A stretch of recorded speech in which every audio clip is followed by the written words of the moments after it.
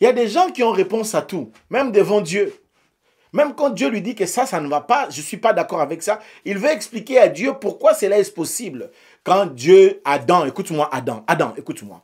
Quand Dieu te montre qu'il y a un péché, arrête d'expliquer que c'est le problème de Ève.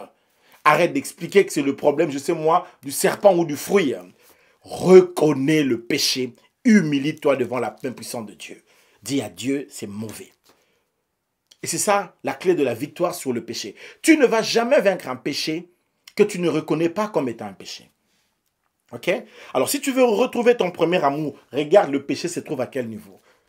Je ne te demande pas de confesser les péchés que tu n'as pas fait. Confesse le péché que tu vois d'abord, c'est un problème. Parce que des fois, nous sommes forts à confesser des péchés qu'on n'a pas fait. Reconnais d'abord ce qu'il y a comme problème. Dis à Dieu, ça, c'est un problème. Pointe du doigt le problème. Dis à Dieu, tire-moi dans cette situation, agis dans cette situation, et tu verras le Seigneur venir t'aider. Et de là, tu peux avoir le secours de Dieu, et le Seigneur viendra te fortifier et te soutenir. Alléluia. Et après, en matière du péché, il faut attaquer le premier, il faut l'éviter, il faut le fuir.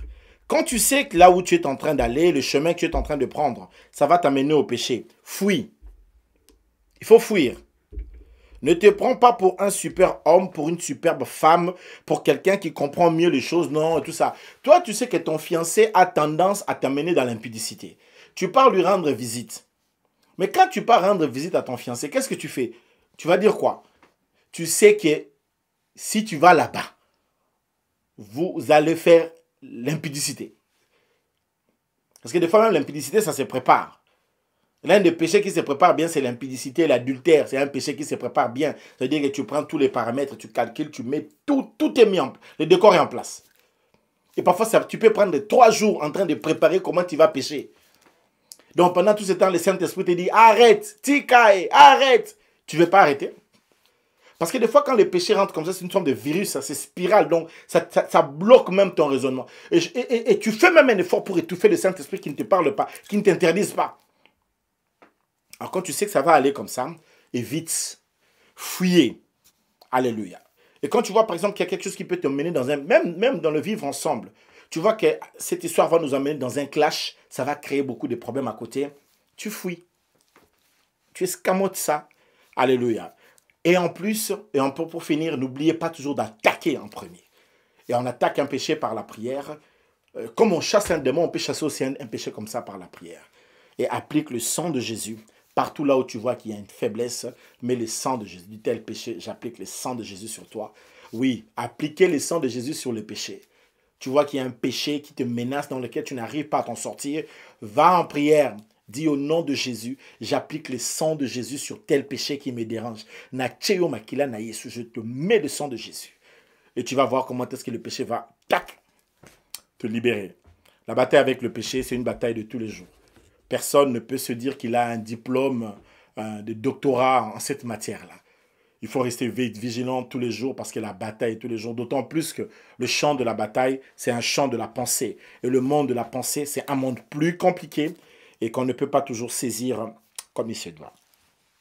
Bon, je pense avoir répondu à ta question. Donc, reconnais le péché, confesse cela et tu verras.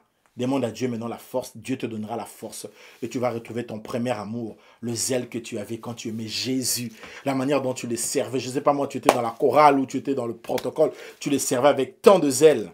Tu peux retrouver cet amour si tu sais reconnaître qu'il y a un problème. Alléluia. Deuxième question.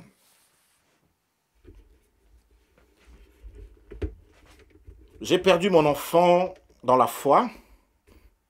Cet enfant priait, si je comprends. Est-ce que bon, il y a toute une litanie des choses ici, ça le fait mal et tout ça. Est-ce que mon enfant qui est mort, qui était chrétien, est-ce qu'il me voit? Est-ce qu'il intercède pour moi?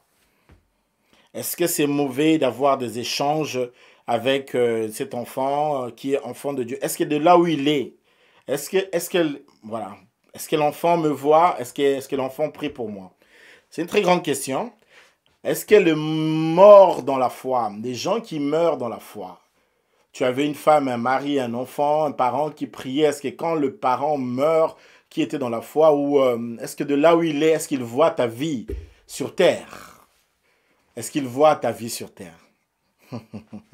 Est-ce que quand quelqu'un est mort, là où il est là où sont les morts, tous les gens que tu connais qui sont morts dans la foi, est-ce que les Paul, les Pierre, est-ce qu'ils regardent l'église aujourd'hui de là où ils sont? Est-ce qu'ils arrivent à voir ce qui s'est fait ici sur terre?